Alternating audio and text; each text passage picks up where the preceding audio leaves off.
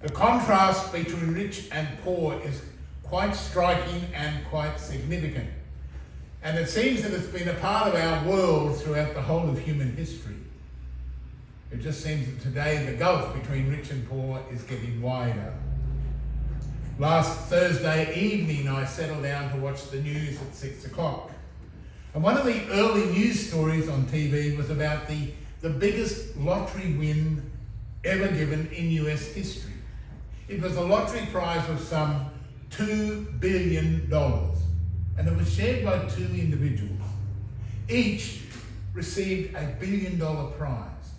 Not 1 million, not 2 million, but each was awarded $1,000 million. $1 billion. I was amazed that two individuals could benefit from such a huge amount of money when there are so many people across the world who are struggling just to exist. $1 billion would have helped so many. These two individuals have now become instant billionaires and have joined a small band of elite in our world. In every land, in the USA and in Russia, in Arab countries and in China, and even here in our own land, Australia, there exists people of significant wealth who couldn't possibly spend the treasures that they hold within their lives. Now their numbers have been increased by 2, as these two new billionaires claim their lottery prize of $1 billion each. Then, in contrast to this story on the news the other night, we're confronted then by the warnings of the ancient prophets presented to us in the word we shared here today. Amos, he was a prophet of God, and God would speak through him to the world.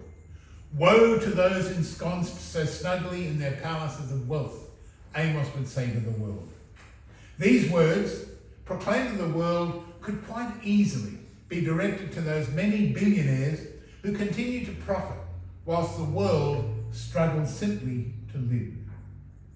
These people of wealth, it seems, dine in luxury, on lamb and veal, while the poor live on the streets of our towns, surviving perhaps on the charity of Vinnies and other organisations who travel the streets every day.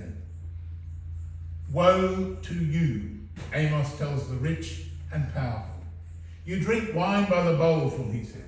You use the finest oils for anointing yourself.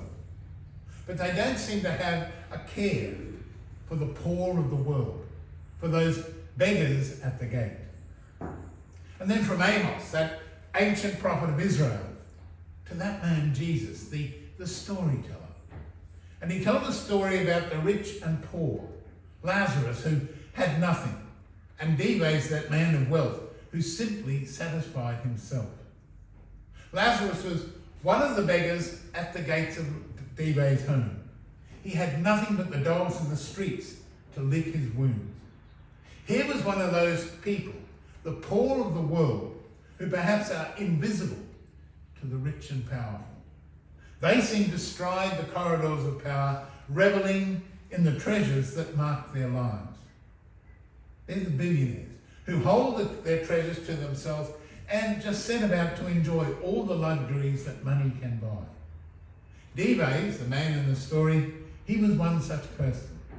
He dined very well, sprawling on divans on shore, drinking wine and using fragrant oils for himself. But he didn't seem to see Lazarus, that poor man lying at his very gate, dying of hunger, dressed in rags. So Amos and Jesus, in their own way, they had pointed the finger at the rich and the powerful of their own time. And it may be that perhaps today we do the same as we highlight the injustices of our own time and place.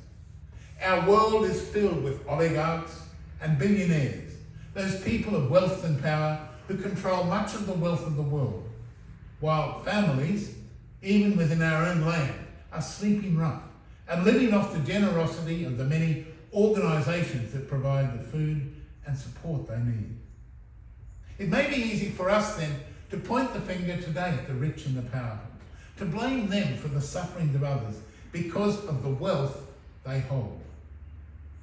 But the responsibility for the support and care for the people who share this world with us also falls to each of us. We hold a treasure in our lives. Perhaps not the gold and silver so necessary for the well-being of our brothers and sisters, but we hold a treasure nonetheless. And that treasure is the presence and love of our God. God who calls us to be people of justice. Time and again, we see the stories of these people and their families on the news each night. And we may be uncertain just how to respond to ease the struggle and the sufferings that they face. But it's important for us to endeavour to do as much as we are able and to endeavour to share the wealth of the world so that it does indeed benefit all people. That's the challenge for us.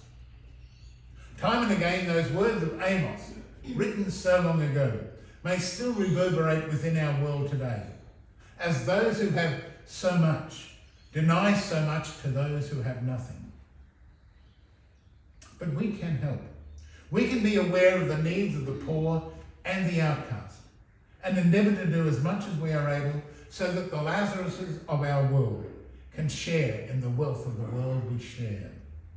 Today, it may come down to us and all that we can do for the benefit of the people who share our world. They are very much a part of our world, but do not seem to share in the wealth that it provides. Perhaps the choice is us, for us to make a difference in the world.